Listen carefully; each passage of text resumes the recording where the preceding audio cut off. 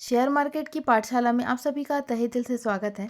तो बात कर लेते हैं क्वार्टर वन के रिजल्ट डिक्लेयर करने वाली कंपनी करूर व्यासा बैंक की, जिसने आज अपने क्वार्टर वन के रिजल्ट को डिस्क्लोज किया। तो कैसा रहा बैंक का रिजल्ट, आइए जानते हैं। स्टार्ट कर लेते हैं बैंक की सबसे मेजर इनकम की, जहाँ से बैंक को सबसे पहला सोर्स ऑफ इनकम होता है बैंक का इंटरेस्ट अर्न से। तो वहीं से स्टार्ट करते हैं।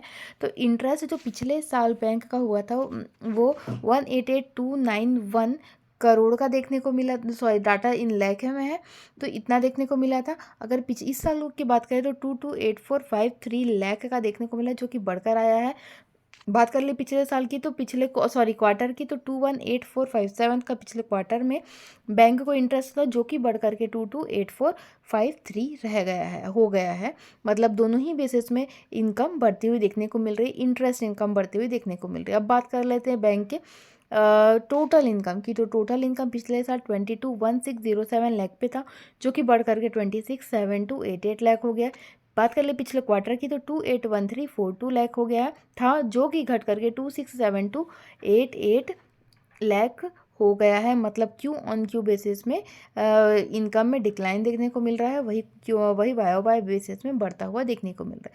बात कर लेते हैं इंटरेस्ट एक्सपांडेड की। इंटरेस्ट एक्सपांडेड का मतलब होता है बैंक ने कहाँ कहाँ ब्याज मतलब कितना ब्याज दिया। तो पिछले साल 98,584 का दिया था, जो कि इस साल बढ़कर के 126018 लाख का हो गया है। पिछले क्वार्टर की बात करें तो 118911 था, जो कि बढ़ करके 12018 हो गया है। मतलब इंटरेस्ट एक्सपांडेड में भी बढ़त देखने को मिल रही है। बात कर लेते हैं टोटल खर्चों की। तो पिछले साल खर्चा 156,765 से था, जो कि बढ़ करके 192,703 लाख हो गया है।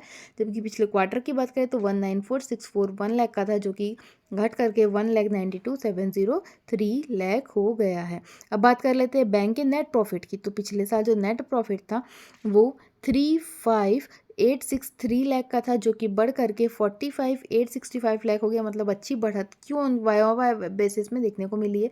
वही क्यू ऑन क्यू बेसिस में जाए तो 45,610 पिछले क्वार्टर में बैंक को प्रॉफिट था, जो कि थोड़ा सा बढ़ करके 45,865 लाख पे हो गया है। बात कर लेते हैं ईपीएस की।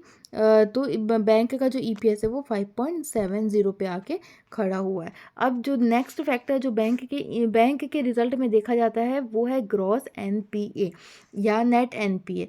ये डिक्लाइन होता है तो ही अच्छा होता है। डिक्लाइन होने का मतलब होता है जो फंसे हुए पैसे बैंक के वो निकल के आ रहे हैं। तो जो ग्रॉस एनपीए है वो अगर साल दर साल देखें तो 1.99 पिछले साल था, जो कि घट करके 1.32 रह गया है। क्यू ऑन क्यू जाए तो 1.40 पिछले क्वार्टर में था, जो कि घट करके 1.32 हो गया। वही नेट एनपीए की बात करें तो नेट एनपीए पिछले साल 0.59% था, जो घट करके 0.34% हो गया।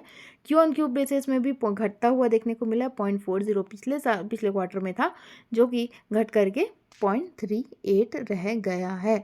तो ये बात थी करूर व्यासा बैंक की। आगे के रिजल्ट की तमाम जानकारी के लिए बने रहिएगा मेरे चैनल पे। तब तक के लिए धन्यवाद।